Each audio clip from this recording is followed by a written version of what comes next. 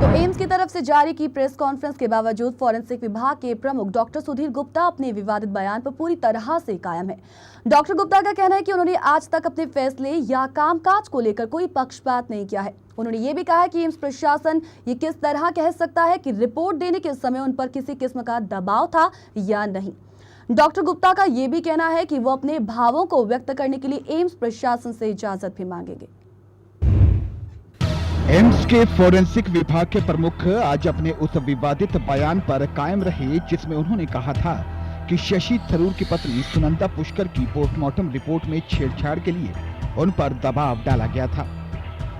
प्रमुख स्वास्थ्य संस्थान एम्स द्वारा इस दावे को खारिज किए जाने के एक दिन बाद डॉक्टर सुधीर गुप्ता ने कहा कि मैंने जो कहा मैं उस पर कायम हूँ।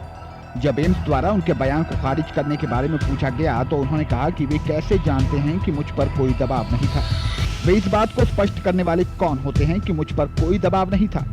गुप्ता ने बताया कि सिर्फ सुनंदा पुष्कर के पोस्टमार्टम में ही नहीं बल्कि बहुत से अन्य मामलों में मैंने चिकित्सा के सिद्धांतों और अभ्यास एवं इसके नैतिक मूल्यों और कानूनी प्रावधानों के अनुसार पोस्टमार्टम रिपोर्टों को अंतिम रूप दिया।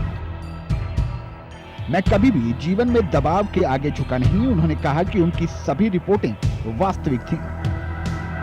इस साल जनवरी में होटल में संदिग्ध परिस्थितियों में मृत पाई गई सुनंदा पुष्कर के शव का पोस्टमार्टम करने वाले 3 सदस्यीय दल के प्रमुख गुप्ता के आरोप को खारिज करते हुए एम्स ने कहा था कि इस बात का कोई भी सबूत नहीं है कि शव परीक्षण रिपोर्ट को बदलने के लिए सुधीर गुप्ता पर कोई बाहरी दबाव था।